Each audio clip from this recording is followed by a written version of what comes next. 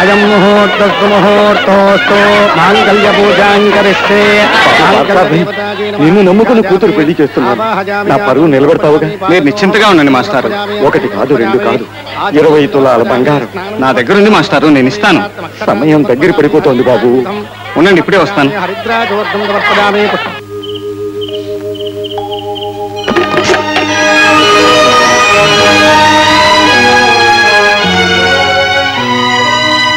ఈ సృష్టిలో ఒక ఆడపిల్ల పెళ్లి ఆగిపోకుండా ఉండటం కోసం నేను చేస్తున్న ఈ పని ఆశీర్వదించు. ఆగ్రహిస్తే నన్ను శిక్షించు.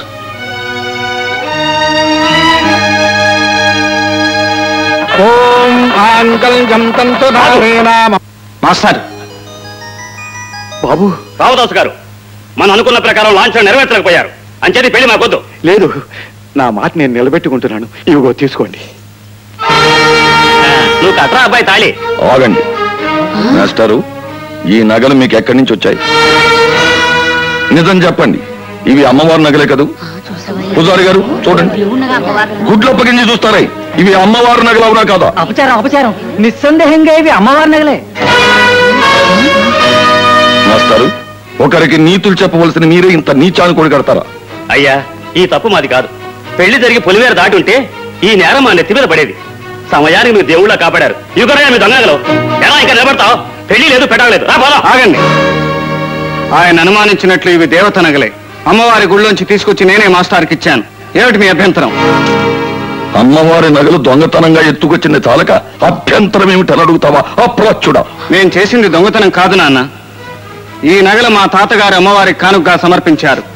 ఒక ఆడపిల్ల బ్రతుకు అన్యాయం అయిపోతుంటే ఆమెను రక్షించడం కోసం ఆ ఇంటి వారసుడుగా ఈ నగలు తీశాను. ఇది నేరం ఎలా అవుతుంది? ఒకసారి దేవత మెళ్ళలో వేసే నగలు తిరిగి తీసుకునే హక్కు నీకు ఎక్కడుందిరా? హక్కు దేవుడు నిజమైతే ఆ హక్కు నాకుంది. దేవత మహత్యం నిజమైతే ఆ హక్కు నాకుంది. నోరు లేని, జీవం లేని ఒక రాతి బొమ్మకు వేసిన నగలు నోరుండి ప్రశ్నించలేని, పెళ్లి ఆగిపోతే ప్రాణాలు పోగొట్టుకునే ఈ చెల్లెల కోసం తీశాను. అది తప్ప? మూర్ఖంగా వాదించు. ప్రెసిడెంట్ గారు, పోలీసుల్ని పిలిపించి వాడిని అరెస్ట్ చేయించు. ఈ క్షణం నుంచి నువ్వు నా కొడుకువి కాదు, నేను నీకు తండ్రిని కాదు. న్యాయస్థానం నా నుదుటను దొంగని ముద్ర వేసి 6 నెలలు జైలు శిక్ష విధించింది. జైలు నుంచి విడుదల కాగానే మా ఊరికి వెళ్ళాను. ఎదురైన ప్రతివాడు నన్ను దొంగగానే చూశాడు. మా కుటుంబానికి దూరం అయ్యాను. ఆ గ్రామంలో బ్రతకలేక పట్నం వచ్చాను. ఎటు చూసినా దగ, ఎక్కడ చూసినా మోసం, అడుగడుగునా వంచన. ఇది ఇక్కడి పరిస్థితి. లోపం ఎక్కడుందో తెలుసుకున్నాను. బ్రతుకు శైలి మార్చుకున్నాను. గుర్రాన్ని కంచేతోనే కొట్టాలి, ఏనుగుని అంకుశంతోనే పడవాలి. ఈ దగులుబాజీ లోకాన్ని దౌర్జన్యంతోనే ఎదుర్కోవాలి. అందుకే నేరం పేరిట సంఘం నా మీద విసిరిన యమపాశాన్ని నేనే సంఘం మీదకి తిప్పికొట్టాను. ఇప్పుడు పట్నంలో ఉన్న ధనవంతులందరికీ నేను ఉమ్మడి శత్రువుని. ప్రతి గూండా, ప్రతి రౌడీ నాకు బద్ధ విరోధి. వీళ్ళంతా అనునిత్యం నన్ను చంపడానికి పన్నాగాలు పన్నుతూనే ఉన్నారు. త్రిశంకు స్వర్గంలో ఊగిసలాడుతున్న ఈ పార్థసారథి అనివార్య పరిస్థితుల్లో నీ మెళ్ళలో తాళి కట్టాడు. అది ఆ రోజు నేను ఆవేశంలో చేసిన నువ్వు కోరుకున్నదే. పొరపాటు, మరి తొందరపాటు జరిగిపోయింది. నన్ను మర్చిపో సరోజా. న్యాయం చెప్పాల్సి వస్తే నువ్వు మోహన్కు ఉంపుడి గత్తగా ఉండటమే సబబమ్మా. నువ్వు మాత్రం పెళ్లి చేసుకుని ఇల్లాలుగా బ్రతకచ్చు కానీ నేను వాడికి ఉంపుడి గత్తగా ఉండాలా? ఓకే, నీకు ఆ పద్ధతి ఇష్టం లేకపోతే ఇదిగో తాళిబొట్టు. పురోహితుడి చేత పవిత్రంగా మంత్రపూజ చేయించే తీసుకొచ్చాను. దీన్ని మోహన్ నీ మెళ్ళలో 3 ముళ్ళు వేస్తాడు. ఏ మోహన్? నాకేం అభ్యంతరం లేదు. Come on give me.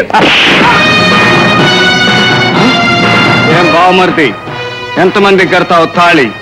ఓహో, సుమతి అన్నవా? నీకు బావగారిని కూడా. ఈ గుమ్మంలో అడుగు పెట్టే ముందు సరోజ తన అందచందాలతో నిన్ను కట్టిపడేసిందని, నా చెల్లెల కాపురంలో చిచ్చు పెట్టిందని భ్రమపడ్డాను. కానీ ఇక్కడికి వచ్చాక తెలిసింది నీ ఒళ్ళు కొవ్వెక్కి నువ్వే ఆమె జీవితంతో ఆడుకోబోతున్నావని. తెలుసుకుని ఏం చేయగలవు నువ్వు? ఏం చెయ్యగలనా? యముడి పాశం ఆయువు తీరిన వాడి కంఠానికే బిగుసుకుంటుంది. కానీ ఈ పార్థుడి పాశం ఆయువు తీరక ముందే కంఠంలో ఊపిరిని తీసివేస్తుంది. బావమరుదులు బ్రతక కోరతారు బావగారు. నన్ను చంపితే నీ చెల్లెలు సౌభాగ్యం నేల రాలిపోతుంది. దాని నొసటి కుంకుమ శ్మశానపు బూడిదలో కలిసిపోతుంది. ఒకవేళ మమ్మల్ని బెదిరించి నువ్వు తాత్కాలికంగా సరోజను కాపాడినా అది మళ్ళీ మోహన్ నేడులోకి వస్తుంది. పెళ్ళయ్యే వరకు మోహన్ కంపెనీలో పనిచేస్తానని సరోజ్ సంతకం పెట్టిన కాంట్రాక్ట్ పేపర్ ఇదిగో.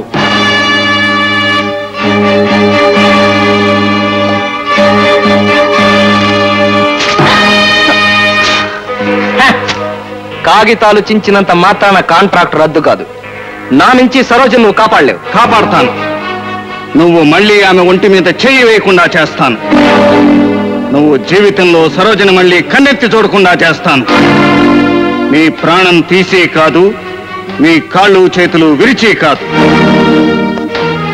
వెలయాలకి ఇల్లాలయ్యే భాగ్యం లేదని వాదించే మూర్ఖుల నోళ్లు మూతబడేలా, ఈ ఇంట్లో పుట్టిన ఆడపిల్ల ఒక విలాస వస్తువుని వాదించే దగులు బాజీల కళ్ళు తెల్లబడేలా చేస్తాను.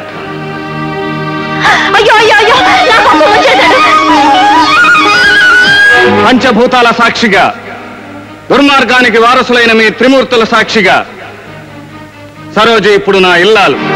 ఈ క్షణం నుంచి ఈమె నీకు చెల్లెల వరస అవుతుంది బావమరిది. ఇప్పుడు నువ్వు సరోజ ఒంటి మీద చెయ్యి వేయగలవా? ఆమె వంక కన్నెత్తి చూడగలవా?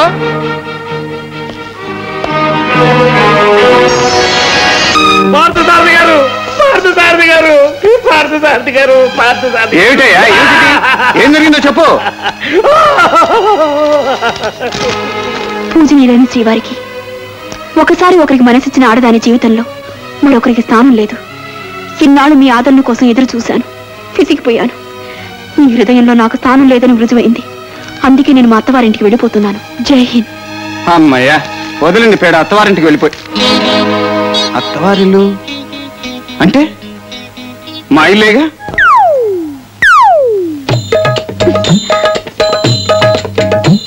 ఎవరంటావు ఈ అమ్మాయి? నాకు మాత్రం ఏం తెలుసండి. సరిగ్గా చూడు, చూపు అంతోందా? అంతోందిలేండి. ఏమండి, ఆ అమ్మాయి మన చూసి నవ్వుతుంది. ఇప్పుడు మనం ఏం చేయాలి?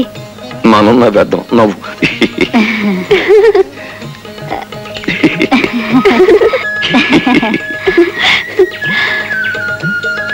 అత్తయ్య, మామయ్య, నన్ను క్షమించండి. అత్తయ్య, మావయ్య. అవును అత్తయ్య, అవును మామయ్య. అడ్రస్ లేని పోస్ట్ కార్డులా ఇలా మీ ఇంటికి వస్తానని నేను అనుకోని లేదు. తల్లిదండ్రులు లాంటి అత్త మామలతో నేను మీ ఇంటి కోడలండి అని చెప్పుకోవాల్సిన కర్మ నాకు పడుతుంది నేను కల్లో కూడా అనుకోలేదు. చూడమ్మా, మా అబ్బాయి నీకు ఎప్పటి నుంచి పరిచయం? డేట్ గుర్తులేదు అత్తయ్య. కొన్నాళ్ళు ప్రేమించుకున్నాం, డూయట్లు కూడా పాడాం. ఆ తర్వాత పెళ్లి చేసుకున్నాం. పిల్లలు ఏమైనా కలిగారా? ఆ భాగ్యం నాకు కలిగించమని అడగటానికి మీ దగ్గరికి వచ్చాను. నన్నేం చేయమంటావు? జీవితం అంటే ప్రేమ పెళ్లి మాత్రమే కాదు, ఆ తర్వాత సంసారం అనే ఘట్టం కూడా ఉంటుందని మీ అబ్బాయి గారికి చెప్పండి.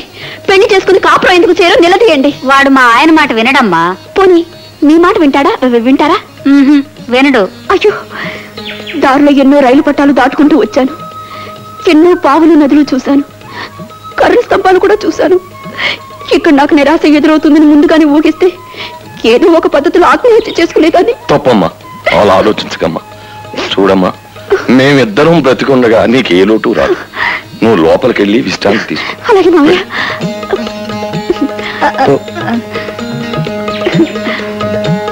ఎంత వినయం గల పిల్ల.